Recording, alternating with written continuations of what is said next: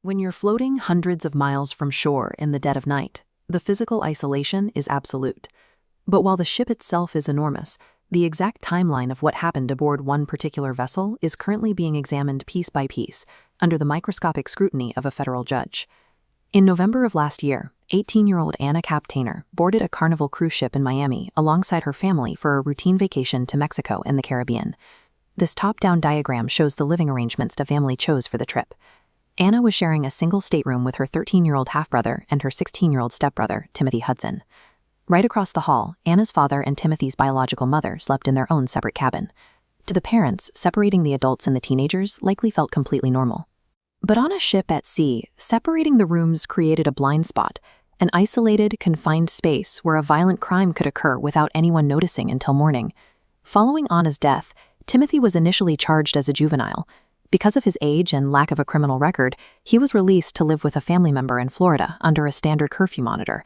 That status changed with the recent unsealing of an FBI document, which exposed the severity of the allegations and moved his custody from juvenile house arrest to a federal adult jail. The federal judge overseeing the case stated explicitly that the charged conduct, alleged first-degree murder and aggravated sexual abuse of a stepsister in confined quarters, presents a danger to others that no ankle monitor can be trusted to contain. Pulling a teenager off house arrest and placing them in pretrial federal detention requires an incredibly high burden of proof.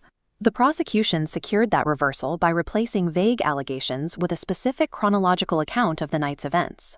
The FBI's reconstruction strictly follows the digital footprint left on the evening of November 7th.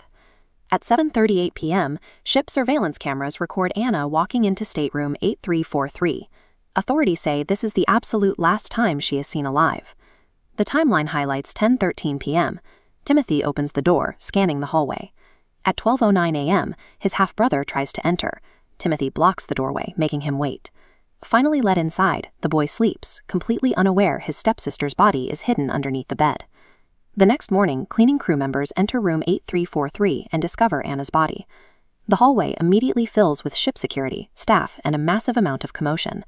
Amidst that chaos, cameras capture Timothy walking directly past his own stateroom. Despite the open door and the crowd of people investigating a death, he looks straight ahead and walks away without glancing inside. For investigators, this behavior is significant.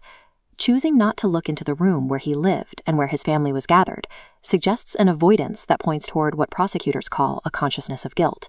But the visual timeline only captures the hallway. Like most teenagers, Anna documented her life online and always had her cell phone on her.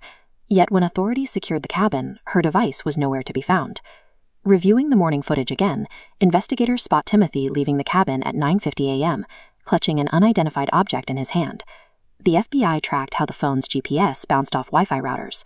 Overlaying this data on CCTV footage shows the phone's path moving in synchronization with Timothy's physical walk. Both paths converge at a trash bin, exactly where her smashed phone was later recovered.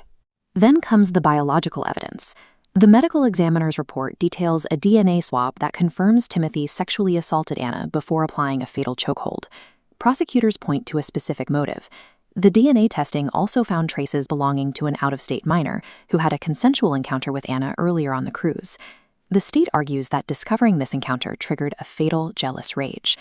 Between the physical DNA match and the digital router mapping, the defense is stripped of its ability to claim he was elsewhere or that he was unaware of what happened to the phone. Typically, violent crimes involving a 16-year-old are handled exclusively by state prosecutors. Moving a teenager straight into federal adult court is a rare legal step. But because this incident took place in international waters, state jurisdiction dissolves. The legal authority over the crime defaults directly to the federal government. The weight of the FBI's reconstruction, tracking his physical steps, router connections, and biological DNA, is the reason for this escalation and the revocation of his bail. The fallout is likely to extend past the criminal trial. Legal analysts point out that the dynamics of this tragedy are ground for a civil wrongful death lawsuit. Since Timothy had reportedly exhibited an obsession with Anna long before the trip, Anna's biological father has grounds to sue the adults who placed her in that stateroom, and potentially the cruise line itself for failing to intervene. You can sail out into the middle of the ocean, isolated from local police and traditional emergency services. But inside a modern vessel lined with high-definition cameras and digital Wi-Fi routers, a perpetrator is left with absolutely nowhere to hide.